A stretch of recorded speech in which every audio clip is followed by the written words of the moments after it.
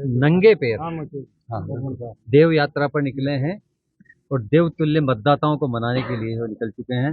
किस तरह का संकल्प लिया है आज पहले दिन? देखिए, मैंने विधानसभा में चुनाव में उतरने से पहले मैं पिछले 25 साल से राजनीति में हूं, सामाजिक जीवन में हूं और 18 में टिकट मांगा, 23 में टिकट मांगा, 24 में टिकट मांगा, फिर अभी टिकट मांगा। राजनेताओं से भरोसा उठ गया और राजनीतिक पार्टियों से भरोसा उठ गया। ऐसे में एक ही उपाय बचता है कि जब सब रूठ जाए या जहां कहीं अगर आपको विश्वास खत्म हो जाए तो फिर भगवान में ही विश्वास बचता है।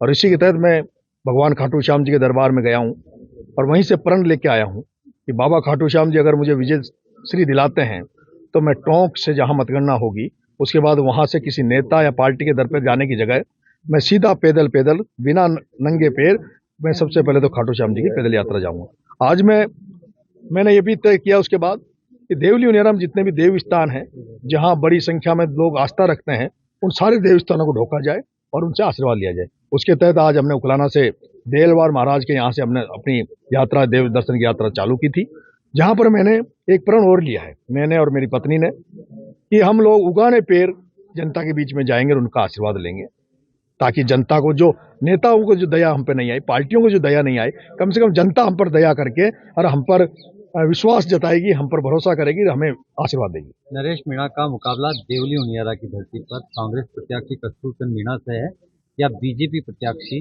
राजेंद्र गुर्जर से है? मेरा दोनों से किसी से नहीं सर, अभी तो शुरुआत है। आते आते आप लोग ये कह दोगे कि दोनों ही पार्टियों की अब तो जमानत जब्त होने की कगार पे है।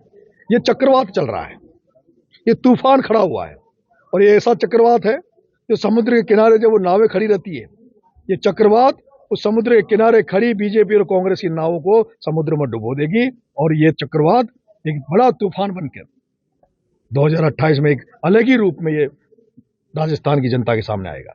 नरेश मीणा ने खुद ने अपने जुबान से कहा कि लोगों को लग रहा है कि मैं चला नहीं जाऊं। ये प्रण तो ले लिया कि आखिरी दम तक लड़ाई लड़नी है इस धरती पर। बिल्कुल आखिरी दम तक लड़ाई लड़ेंगे। कल 28 तारीख नामांकन लेने का वापस दिन था। बहुत सारे लोगों का संशय है कि नरेश मीणा कहीं बेक नहीं हो जाए, नरेश मीणा इसको मना ले, लेकिन मैंने आपको बहुत अच्छी बात मैं आपको बताना चाहता हूं, मेरे से अभी किसी भी कांग्रेस के नेता ने बात करने की कोशिश नहीं की। और क्यों नहीं की?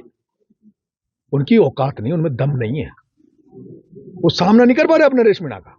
और नरेश मीणा से किस मुंह से बात करे?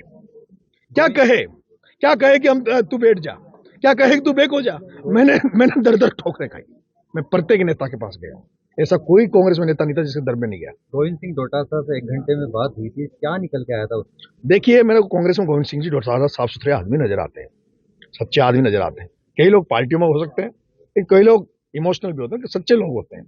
उनसे मैं, जैसे मैंने रात में लिस्ट आई थी, हम भावुक हो गए थे, हमारे लोगों ने कहा कि भाई साहब पता नहीं क्या होगा क्या नहीं होगा, तो हम बेक हो गए थे। मैं सुबह उनके पास गया था, मैंने उनसे कहा भाई साहब मैं बेक हो गया हूँ और मैं चुनाव नहीं लड़ूंगा और पार्टी की मदद करूंगा और मुझे कहीं ना कहीं आप मौका देना। फिर उन्होंने भी कहा कि नरेश तो इधर उधर भटकने की जगह छबड़ा तैयारी कर, तो मैंने भी ये तय किया भाई मेरे को छबड़ा ही आप। लेकिन मैंने ये कहा कि ठीक है, फिर मुझे आप 12 का जिलाध्यक्ष बना दीजिए कांग्रेस का, लेकिन वहां तो प्रमोद जैन भाया बेटा है, वो तो बनने नहीं देगा जिलाध्यक्ष। प्रमोद जैन भाया, शांति धारीवाल, मुरारीलाल मीणा, हरिश्चंद्र मीणा जैसे लोगों के खिलाफ खड़ा होना, बोलना, मुझे नहीं लगता कि इस कंडीशन में फिर 2028 में पार्टी मुझे टिकट देगी। ये चारों लोग वहां जाके कह देंगे नरेश को टिकट दिया तो हम तो पार्टी छोड़ देंगे, जैसे अभी हुआ। मुझे पायलट साहब टिकट देना चाहते थे, मुझे डोटासरा जी टिकट देना चाहते थे, मुझे गोविंद सिंह डोटासरा जी, गहलोत साहब टिकट देना चाहते थे। इस बार ऐसा कोई नेता नहीं था हाईकमान में जो मुझे टिकट देना नहीं चाहता, लेकिन हरीश मीणा, उस केसी मीणा से क्या सेटिंग करके क्या करके और वीटो पावर कर दिया। और जो शब्द उसने बोला, वो इतना गंदा शब्द एक सांसद बोलता है, किसी कुत्ते को दे दो लेकिन नरेश नाम के कुत्ते को टिकट मत देना। उसी का बदला लेने यहां आया हूं हरिश्चंद्र से। हरिश्चंद्र मीणा, एक राजा हरिश्चंद्र हुआ करते थे, एक हरिश्चंद्र तू है। बहुत यहाँ कांग्रेस के नेताओं की कमी नहीं थी, परशुराम जी, गोलचा जी, मुकेश जी, कुलदीप सिंह जी राजावत, इतने सारे लोग थे टिकट मांगने वाले। क्या कांग्रेस से नहीं मिला तुम्हें जो बीजेपी से आयात करके लाए हो पैसे की दम पे? और इसका कारण, पिछली बार राजेंद्र गुर्जर ने विजय भैंसला को हराकर इनकी मदद करी और इस बार ये केसी को हरा के राजेंद्र गुर्जर की मदद करना चाहते हैं। इस गठजोड़ को तोड़ेंगे, इस गंदी राजनीति को खत्म करेंगे। सचिन पायलट से भी बात नहीं हुई, गोविंद चौटाला से बात हो गई। क्या कांग्रेस में वाकई जो है, आपको भी आपके भाषणों को मैं सुनता हूं तो उसमें एक चीज निकल के आती है कि युवाओं का भविष्य जो है कांग्रेस कहीं बीच में कर देती, चाहे ज्योतिरादित्य सिंधिया की बात हो, आती हो। जी, ये बात सच है। मैंने कन्हैया कुमार का उदाहरण दिया, मैंने ज्योतिरादित्य से, आप देख लीजिए ना, अगर सचिन पायलट को मौका दिया होता राजस्थान में, 25 सितंबर की घटना आपके सामने, जिस तरह से शांति धारीवाल के यहाँ सब इकट्ठे हुए, उस दिन अगर सचिन पायलट मुख्यमंत्री होता तो कांग्रेस की सरकार राजस्थान में बनती। फिर मध्य प्रदेश में सर्वे सब बता रहे थे कांग्रेस बहुत स्ट्रांग थी। ऐसा क्या कारण हुआ कि मध्य प्रदेश में कांग्रेस नहीं आई? क्योंकि वहां भी एक युवा नेता ज्योतिरादित्य सिंधिया जिसकी पकड़ थी ग्राउंड में, उसको इन्होंने दरकिनार किया। और अभी वहां हरियाणा में भी यही हुआ, एक हुड्डा के परिवार के चारों तरफ कांग्रेस को घुमा दिया, शैलजा जी को नजरअंदाज किया, अशोक तंवर को नजरअंदाज किया, सब नेताओं को नजरअंदाज किया और खत्म हो गई कांग्रेस। मैं चाहता हूं अब तो कांग्रेस के बारे में ज्यादा चिंता क्यों करें, कांग्रेस हमने जो छोड़ दी तो उसकी बात करना बेकार है।